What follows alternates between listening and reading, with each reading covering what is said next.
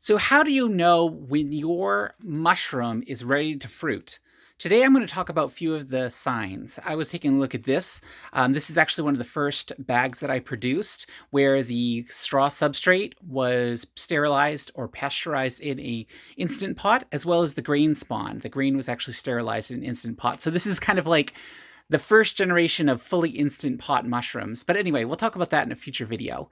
Um, and before I get to telling you the tips, I wanted to mention that I'm also going to be creating a little humidity chamber by taking an extra strength 10 by 20 pan and putting a humidity dome on top and experimenting with humidity versus free air exchange, etc., etc. So if you're new to my channel, be sure to subscribe because you'll want to see how that experiment works out. But actually, let's talk about this. If I'm looking at this, how do I tell if it's ready to fruit? Now, there's a couple of things that cause a mushroom to fruit. If they have Especially if they've run out of place to colonize. If that mycelium has grown as much as it can and it's hit the borders of where it can grow, that's going to trigger the mushroom to be like, hey, it's time to fruit. We got to get the spores out because we have nowhere else to go. And hopefully the spores will find a new home and lots of yummy substrate to grow on. So that's one thing to look out for. What else kind of causes a lot of mushrooms to start fruiting is if they have a sudden exposure to free air exchange. And that's why you cut a hole in the bag. And that's why like mushrooms tend to grow towards that fresh air because the mushroom's like, oh, I got to grow somewhere. And the third thing is for a lot of mushrooms is a change in temperature, but that isn't directly applicable to what we're talking about today. So maybe we'll talk about that in a future video. But the other two things do matter because we need to figure out what's going on. So first of all, this bag is not fully colonized. I see a lot of spots that the mycelium is not grown. Now that could indicate that it's not done growing if there are no other signs, but it could also be that that part of the straw is just too wet. There's something else undesirable in that area. And as far as the mushroom, the mycelium is concerned, that is a border that it cannot cross.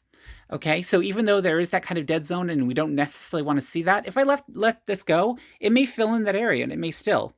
But that's signaling to me that it may be just a unfavorable condition because the rest of the bag has colonized very well. So there's just something there. So the rest of it looks good because here's the other thing. I'm looking for things beyond just the full colonization because again, there can be spots that don't colonize.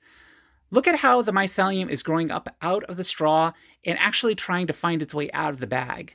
Now, I recently recorded a video about how you could tell if your grain spawn was ready to put to a bulk substrate because the mycelium looks like it's trying to escape the jar. The exact same thing is happening here in the bulk substrate. You can see where the mushroom has ballooned up and created this really solid mass up where it wants to get out because this is not airtight. There's a filter right there. And the mushroom is sensing there's fresh air and it's trying to get to that fresh air so it can put out its fruit, its mushrooms, and actually, its actual fruiting bodies and spread spores. So it is growing, looking for an exit. So it may be looking for more substrate to colonize because maybe there's something wrong here, or it's just ready to go and it wants fresh air to release those spores. So that's another way you can tell. If you see that mushroom, the mycelium just growing into this thick being, this creature that's trying to escape, that's a good sign that it's telling you that it's ready to go. And you can see something similar down here. What's happening here is the bag's loose down here. So there's a little bit more fresh air and room to grow. So the mushroom may think that there's also some kind of opening down here. And for all I know, maybe there is a pinprick or something. But so you can also see, but this gives you, it's kind of hard to see up here because it's all like globular and just thick, tight masses. Down here, you can see the brain formation.